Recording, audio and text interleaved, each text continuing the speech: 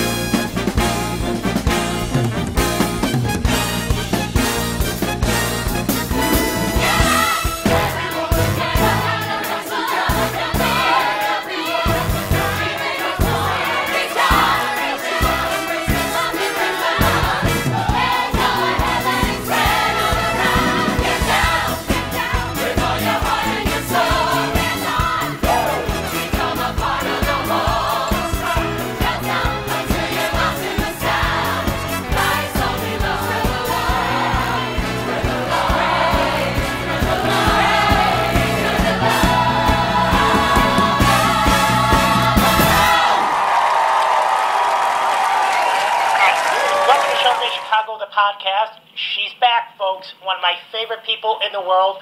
And my God, what a year this woman has had. And if you saw her almost a year ago now in Follies, you know what I mean. She brought down the house and just won the Jeff Award again for Best Supporting Actress. And now she is back home touring the country in Sister Act as Mother Superior. Welcome back, Hollis Resnik. Thank you so much. I'm happy to be home. Oh my, Hollis, you brought the show down at the Jeff Awards, I have to tell you. And that was one of the best acceptance speeches I've ever heard. Oh, you're very kind. I just, there were so many people I wanted to thank because I wasn't there, the year before. And so I was just happy to be able to be there and, see people. So, let's talk about Sister Act for a little bit. You're taking on the role of being Maggie Smith, played in the movie as Mother Superior. What has this whole process been like for you getting back on the road? Well, being on the road is not easy because you have to be pretty organized, and but it was great rehearsing in New York, and the creative team, which includes Jerry Zaks, the director, were really wonderful and kind, and it was a great rehearsal process. It was fast, but it was great. And then we zipped to Chattanooga, Tennessee to tape the show, and then we opened in Toronto. So we were in Toronto for about 5 weeks. Wow. And how was it received, Hollis? Oh, very well. Yes. It was an excellent opening. It was packed. People really seemed to enjoy it. So we had a great time. So everybody knows this is, of course, based on the movie with Whoopi Goldberg. Mm-hmm. How does the musical version, which I actually saw in London, but I actually heard they changed it for the New York and tour? Yes. I didn't know what it was in London. Of course, they made changes when it came to New York. I think there were specific cuts made. Right. I think the Mother Superior got this extra song in the second act, which was really fun, which really helped storytelling along quite a bit.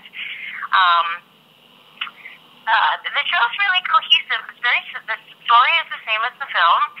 Everyone knows the ending, so you're just watching how they're going to get there. I think the score is wonderful. It's totally 1978. It really takes you back to that time period, and of course it has a lot of disco influence, and there's a lot of glitz and mirror balls and things like that. So it really is very indicative of that time period.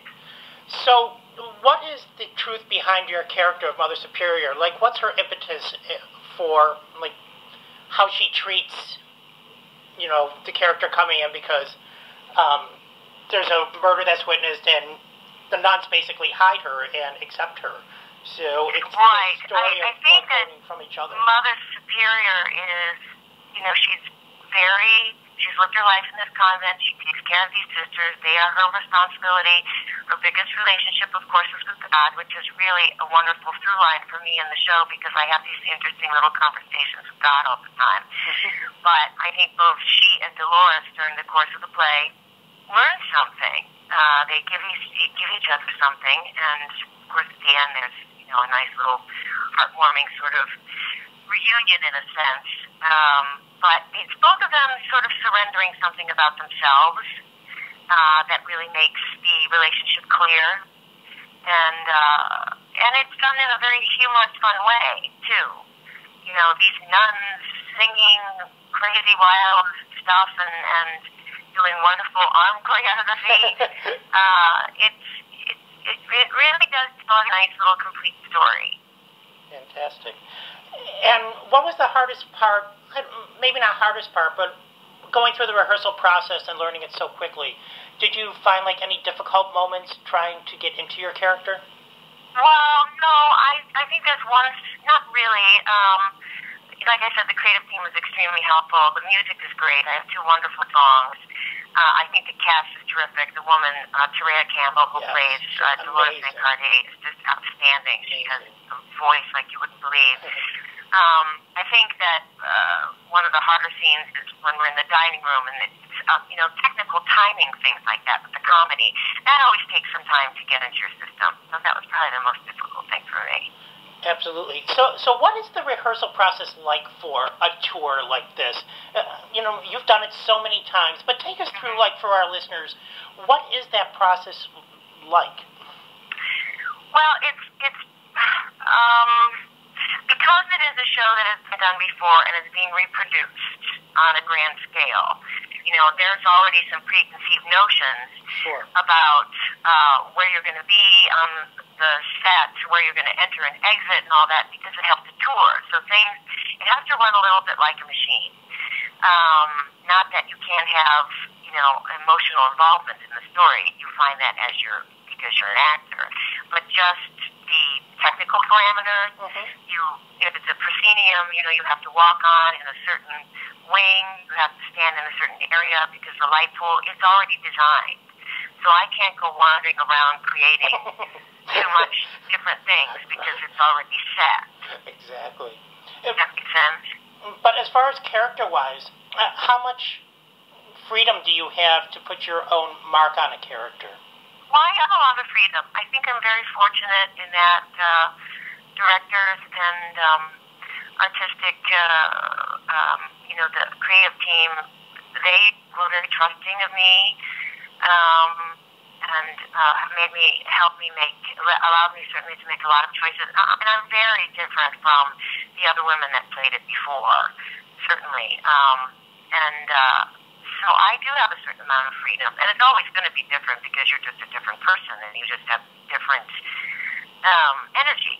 And basically what is the most important thing, though, is finding it together. Terea and I were rehearsing together, finding that relationship together. That's brand new. That's very different from any other relationship that was, forged in any other production. Because we're 2 very brand new people attacking this material. So, in essence, it's already different. And what have you learned from her going through this? Well, God, I just love listening to her sing. She is just, this voice is just amazing. Some of these young people that have these voices today, I don't know where they come from, but they're just amazing. She was in Lion King and lots of things. I mean, she's extremely talented, so we have a great time. That's so true. I was just talking to Betty Buckley last week. I did an interview with her, and she's doing a bunch of these master classes, and we're talking about the same thing, just the talent that's coming up nowadays. It is just so insane because they have to do so much, over such a short amount of time, and they just have to market themselves now. It's just a whole different ballgame out there for this talent. Very much so. A lot of competition. There is. But you're a survivor, and you're still here, my love. I'm still here. I'm still here. We had a great time at the Step Awards. I was so happy for Hollis. So happy for Chicago Shakespeare. That production was just special. It was. It was. From the moment that production was announced, Hollis, there was just something in the air about it. Mm-hmm. And Gary Griffin is just one of the most gifted men in the world. Yeah, he's wonderful. Hands down. Who are some of your musical influences growing up? Barbra Streisand. Of course. Very much so. Yeah, very much Barbra Streisand. Bonnie Raitt I listen to. But mostly, I listened to a lot of musical theater stuff as well. And I sang a lot of classical music when I was younger. Yeah. Were your parents musically inclined, Hollis? Yes, my mother was a singer. So I started singing at a very young age. And they nurtured your talent, obviously. Yeah. My dad was a music teacher and my mom was a singer. So I had a lot of support and positivity behind me. I started singing and playing the piano at a very young age. Fantastic.